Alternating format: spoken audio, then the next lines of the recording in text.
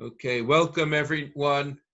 Welcome everyone. Tonight's the fifth night of Chanukah, and I wanted to, begin learning a teaching from Rav Nosson of Nemirov, which is probably longer than the few nights that are left to Chanukah. We'll see. Maybe we'll continue after, depending on how people feel and how the flow goes.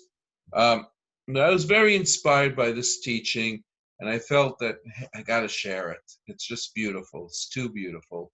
They say of Breslov Torah, it's just gorgeous. And I felt that this particular piece really speaks to what Chanukah is about in many ways. But I want to give you a little history. One needs some context in order to begin something. So I'm just going to give a little bit of history, and then we're going to go into the text. Hello. Hi, how you doing, Adam? Okay, Baruch Hashem, how are you? Baruch Hashem, Chag Sameach.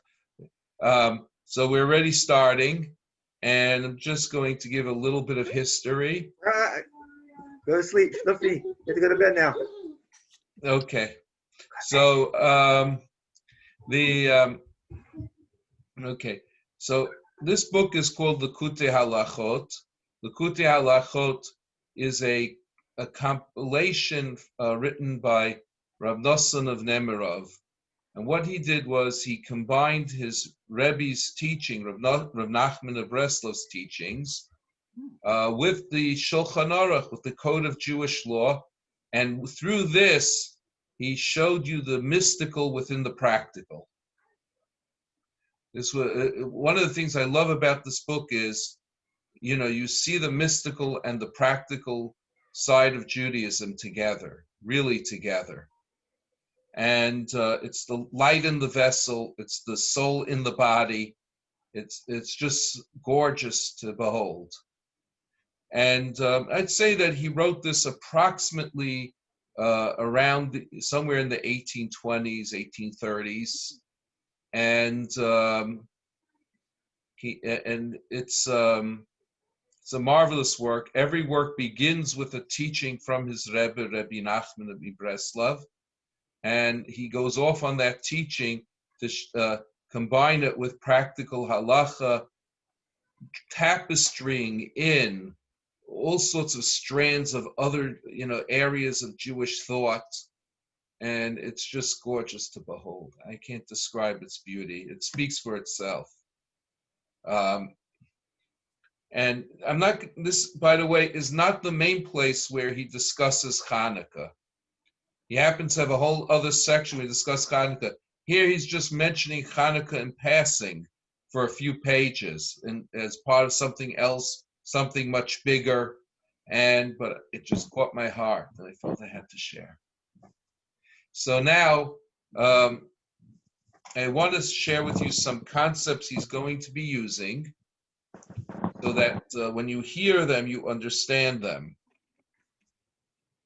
The main idea in the Torah from Rabbi Nachman that he's basing it on is that the tzaddik, the holy man, the tzaddik, the saint, has the power to bring down very deep ideas to simple people. It's like bringing down a higher light to a lower light level, high energy to low level energy. And this process is referred to sometimes as Tzimtzum. Tzimtzum is a concept that's found in the writings of Rabbi Yitzchak Luria, known as the Arizal, where Rabbi Yitzchak Luria explains that the world began, the universe began as an infinite light. And you could substitute the word infinite light for infinite life. There was God presented himself to reality as infinitely alive. And then what happened was, from within the midst of this infinite light, he made a vacated area, spherical vacated area, in which in which he created all the universes, the spiritual universes and the physical universe. And now what happened was when the infinite light vacated that area, it left behind an afterglow called a reshimu in Hebrew. Reshimu means a trace, really, a trace, an afterglow of itself. And this afterglow was enough to serve as the building blocks for all subsequent creation. Inside the infinite light, you couldn't have differentiation. You couldn't have worlds. You couldn't have angels. You couldn't have souls. You couldn't have divine powers and divine forces individuated. You couldn't have a physical universe, for sure not. Inside the infinite light, everything would have been washed out as total infinity. There's just room only for the infinite light in itself. Imagine for a moment, if you will, a ray of sunlight that you see here in the world. If it were inside the sun, there's no room for that ray of sunlight to be an individual. There's just sun over there. It's what we call in Hebrew botel. Botel means it's nullified. It's dissolved. Its individuality is dissolved. And that's how everything was in the infinite light. And then God was mitzamtzem, the word simtsum. Simtsum literally means to make smaller. He made the light smaller, if you will. And therefore, he brought it down to a lower level, brought life down to a lower level. So I just want you to have that idea what simtsum means. It means to hold back something very powerful, so some very little bit of it can come through as appropriate for a lower level. Right. It's like what they have on with electricity, where they have the transformers. Right. If otherwise the current would just blow out all the lights in our house and everything. We have something that constricts some of that electricity so that only a certain amount comes through into our homes. Only a safe amount. Safe amount, yeah. Right, we by the way, the moment when one looks at science, one sees that Kabbalah was there first very often. Right. When one learns science and technology, one sees that Kabbalah and Jewish mystical thought was there first. Okay, so with those introductions in mind, I'll begin. And really, he's talking. A lot of the Torah here is he's responding to his times. Don't forget, the 1820s and 1830s was a time when the Western European Enlightenment had started to make inroads into the Eastern European Jewish community, and people's minds were affected by the thoughts of these Enlightenment philosophers, and many of them kind of hark back to Aristotelian thinking, a hard-nosed view at reality based on the metrics and the linear thinking of Aristotle. Even if they didn't always agree with Aristotle because they were more scientific, but still they saw themselves as the next generation version of that. They saw Aristotle as their intellectual predecessor. And it makes for a very interesting conversation because, here we are in Chanukah, and the Greeks had kind of brought a lot of our people towards Hellenism through their philosophy, and most particularly their main philosophy was Aristotelian. I mean, Alexander of Macedonia was trained by Aristotle, so naturally, when he went out to conquer the world in the name of Hellenism and in the Hellenistic way of life, he mostly promoted Aristotle. So, and it kind of like to Rav Nosson, this paralleled what was going on to the Jews Hellenizing in the days of Chanukah, paralleled Jews, going off into the Enlightenment in the 1820s and the 1830s, and even later, and we still have remnants of Enlightenment thinking today, although it's not nearly as powerful. The scientific world has kind of taken other turns and twists. But it's just bear this in mind as we're learning this piece. Okay. So I'm going to do what I usually do. I read the Hebrew, I translate, I free associate, and we go forward and on and on. Okay. And for you, Adam, so you understand, because we learned some of this before, I'm just, for the most part, I'm mostly reading just from the top of the page for the sake of flow. Okay. I may dip to the bottom for clarity here and there, but mostly I'm just reading from the top. Or sometimes they have practical advice or something on the bottom. That's true. That is It's true. up to whatever you want to do. Whatever, it's up to you're running the. Okay, we'll go with the flow. We'll go with You run the show. let me just show you. Let me just show you the book. It's this book. It's the newer edition of Lekutei Halachot, which has been printed with explanations and commentaries and huge annotations. And for those who are using this, it's the first volume of the set.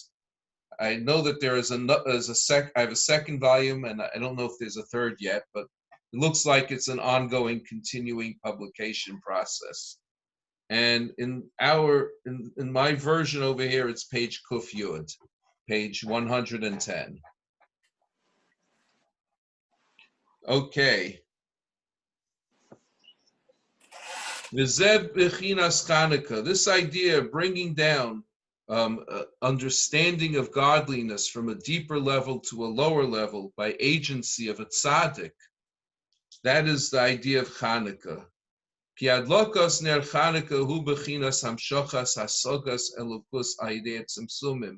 Because lighting the Chanukah candles is this idea of drawing down an understanding of divinity through into lower levels, spreading the light of God to lower levels.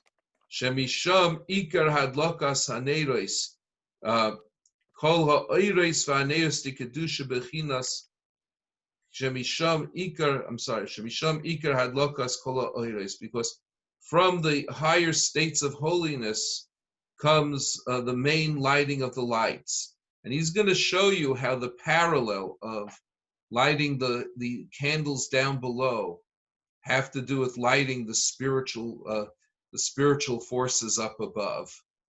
There's a parallel between below and above. And when we do mitzvot below, we're not just doing the mitzvah, we're not just lighting the candles below, we're also lighting the supernal candles above.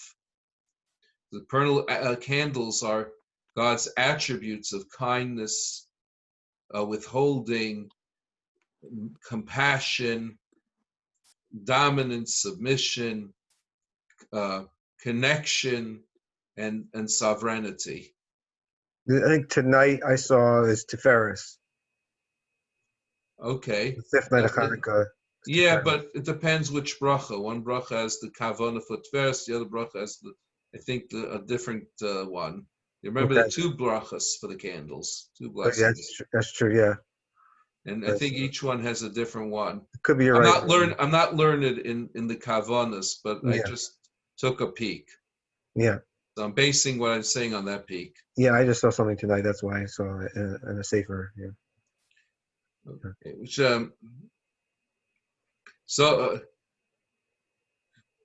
the hanerus de kedusha, and this is the main lighting of the holy candles. La anhara shiragin, as it said, l'adloka butzinin, to illuminate lamps and to light lanterns.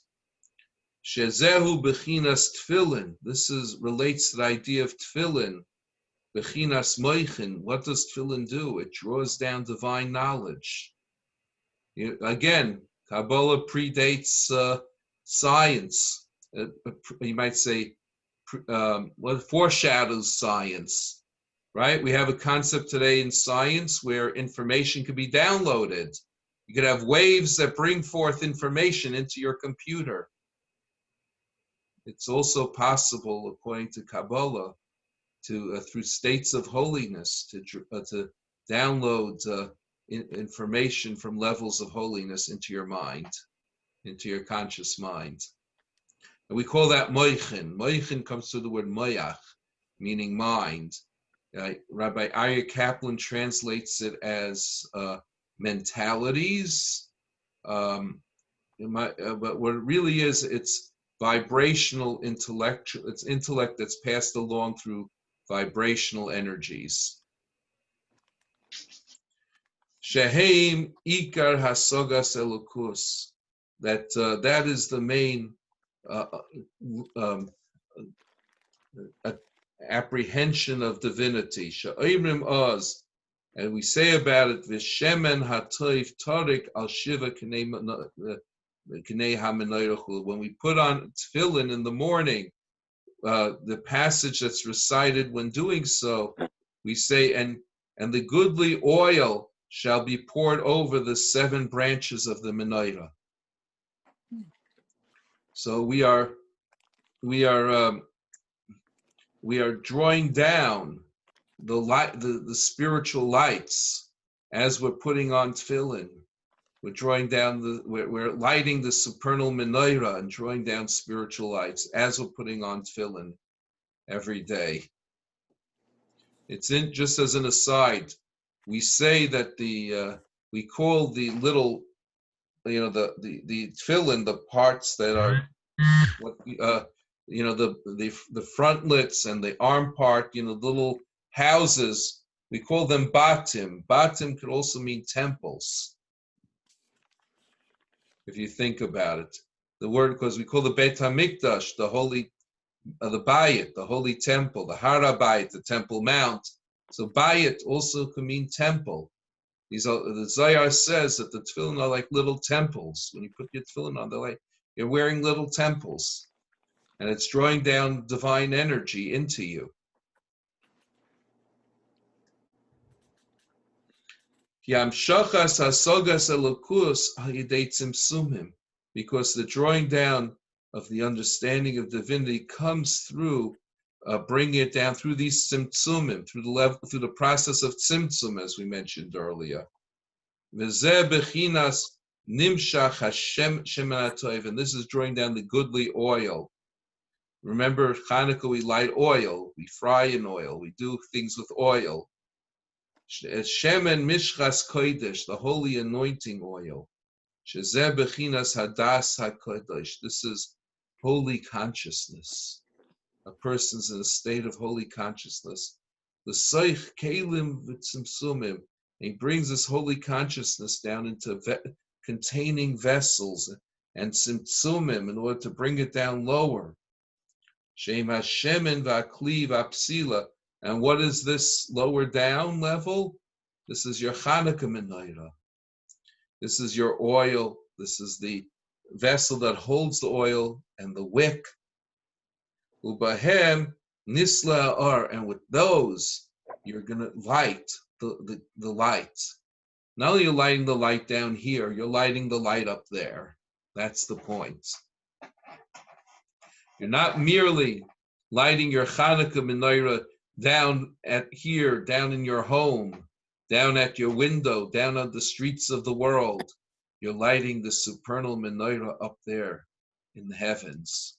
When I say heavens, I don't mean necessarily physical heavens. I mean spiritual planes, spiritual levels, spiritual realities.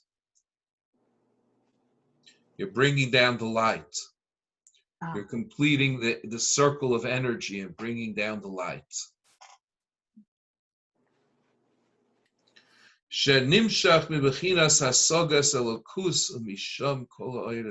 And this comes down from an understanding of divinity, and from there all the lights are lit.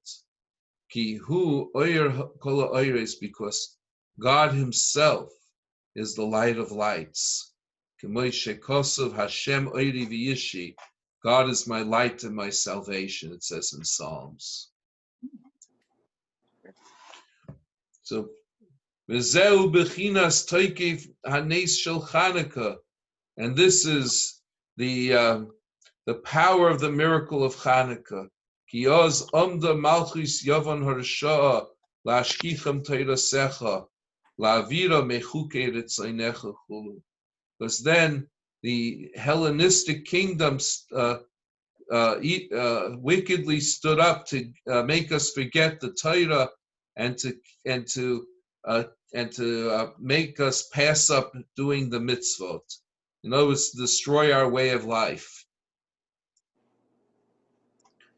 He malchus yovon harasha ze ikar bechinas chochmas chitzonius, because the wicked Hellenistic kingdom, that's represented today in the secular wisdoms, which in his days was what was going on in the world of enlightenment. Shehem chochmas yovon, they're the inheritors of the wisdom of the Greeks. Umechamas shehem osku bahem v'yoyser lahamshich chochmos chitzoni ba'olam kiyadua, because they're very involved in drawing down these secular wisdoms into the world.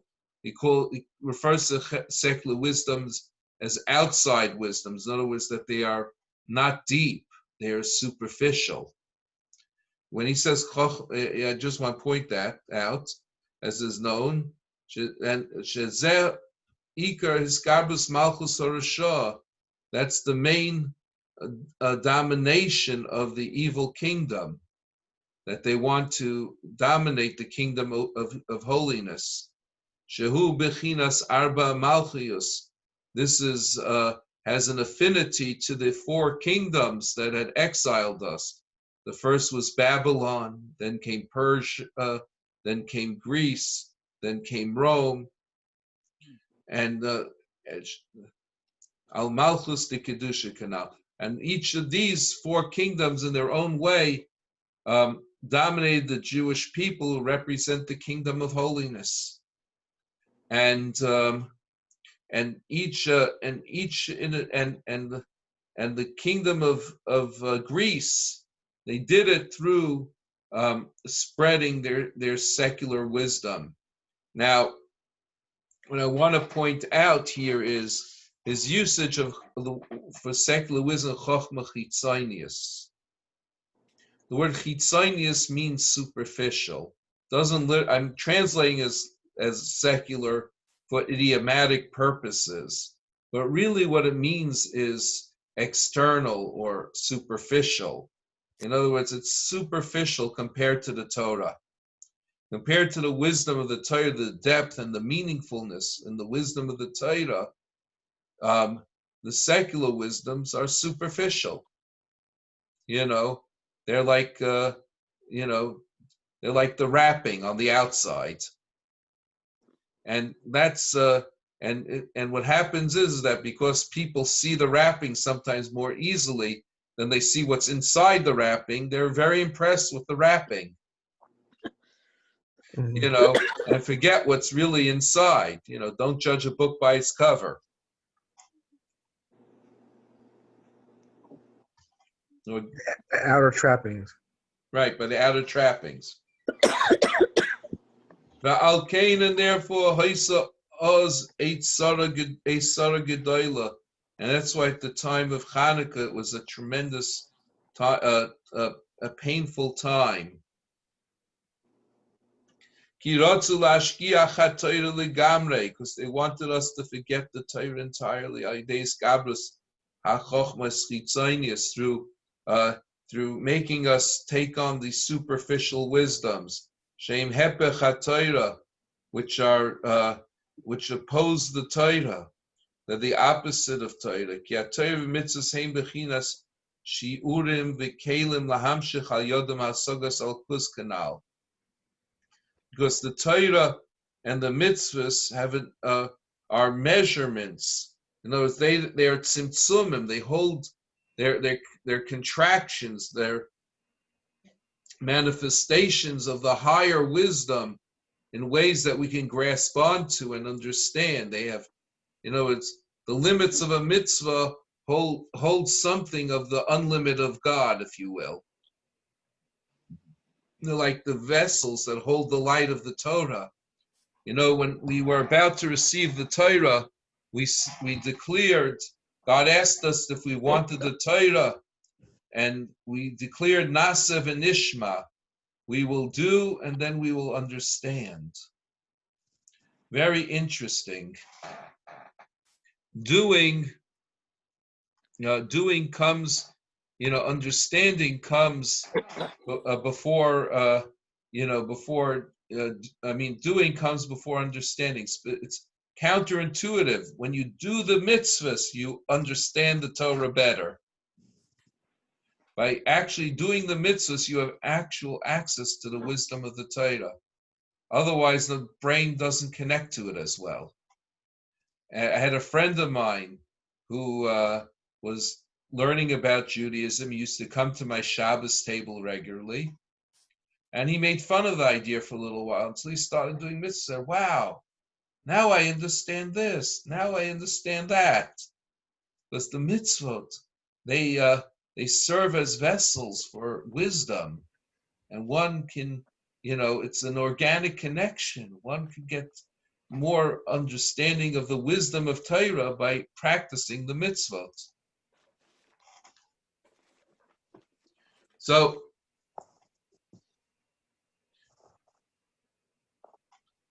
they wanted us to and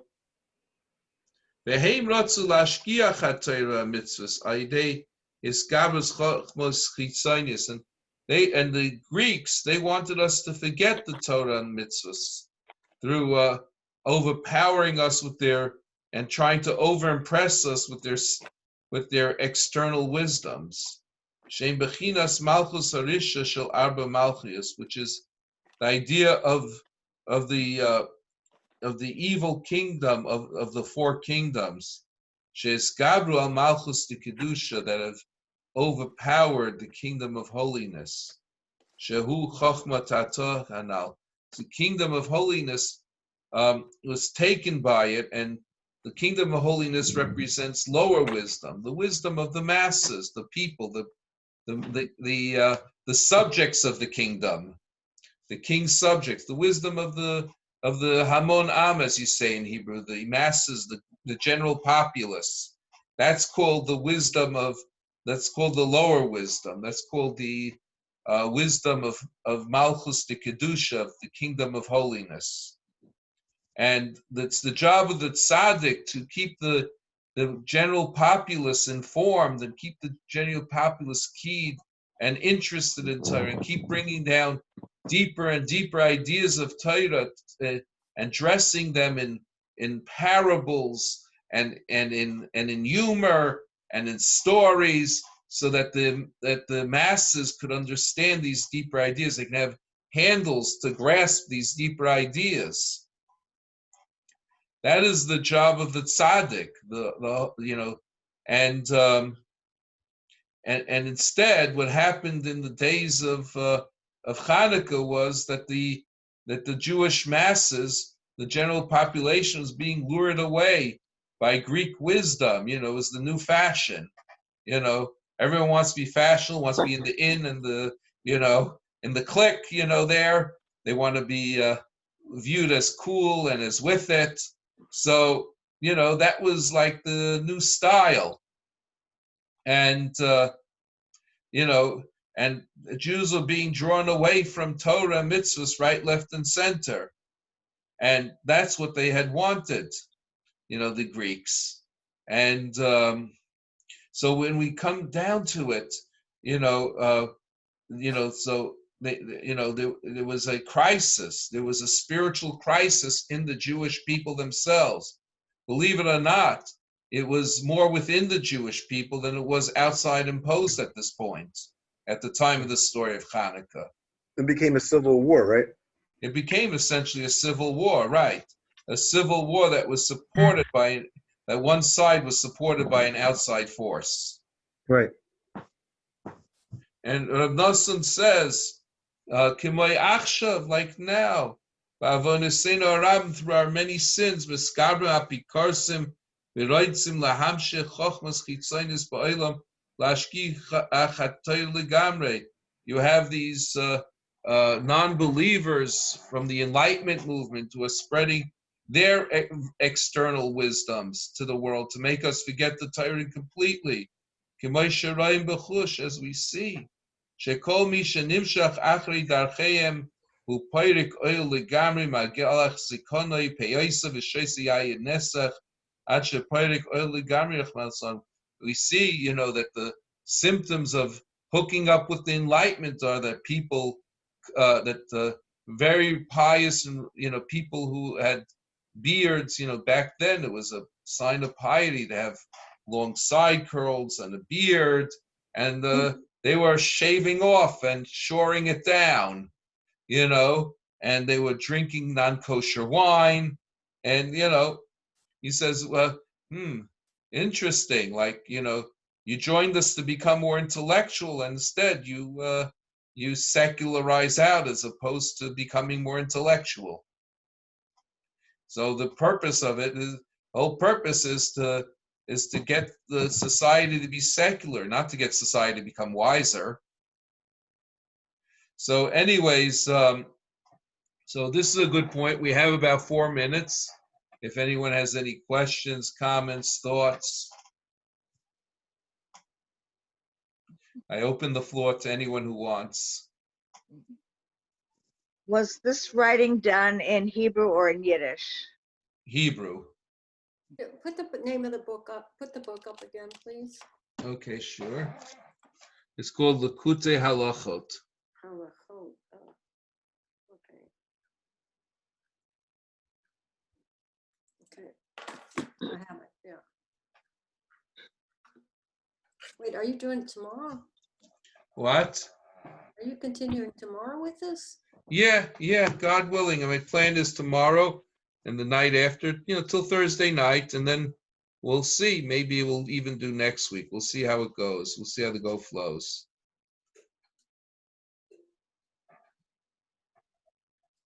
I want to, he's going to explain later on how we're actually drawing down the lights of the Holy Temple into our homes when we light the Chanukah candles.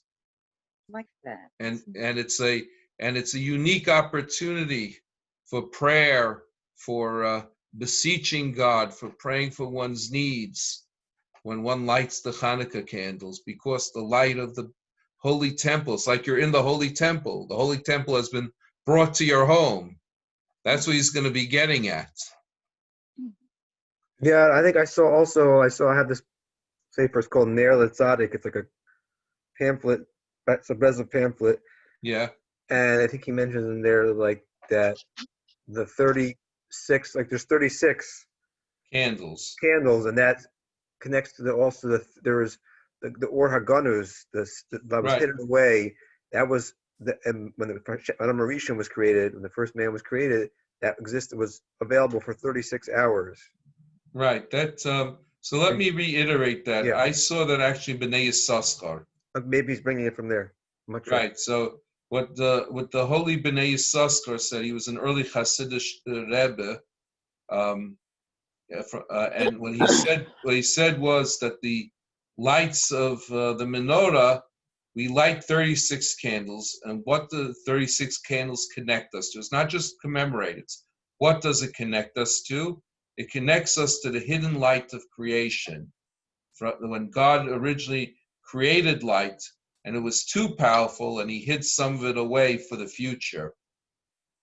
Now, those 36 lights were manifest in Adam's life. When God created Adam, he enjoyed the Garden of Eden for 36 hours. How is it calculated? God, according to this view, God created Adam on Friday morning. He kept him there 12 hours Friday, then 24 hours Shabbos, and then sent him out of the garden. So Adam 12 plus 24 is 36. Anyways, it looks like our time is up. Wait, I Chag think Sameach will continue, God Safaria. willing, tomorrow night. This is on Safaria. Okay, yeah, it is. Oh, that's true, it is. So maybe you can find it so I can. Okay, God willing, I'll try to for tomorrow night. Okay, look Okay, forward good. to that. Thank you. You're welcome. Chag Sameach. Chag Sameach, everyone. Thanks for joining. Laila Tov, Chag Sameach. Laila Tov, Chag Sameach. Chag Sameach. Okay. Okay, shalom, everyone. Chag Sameach. להתראות. Litraot.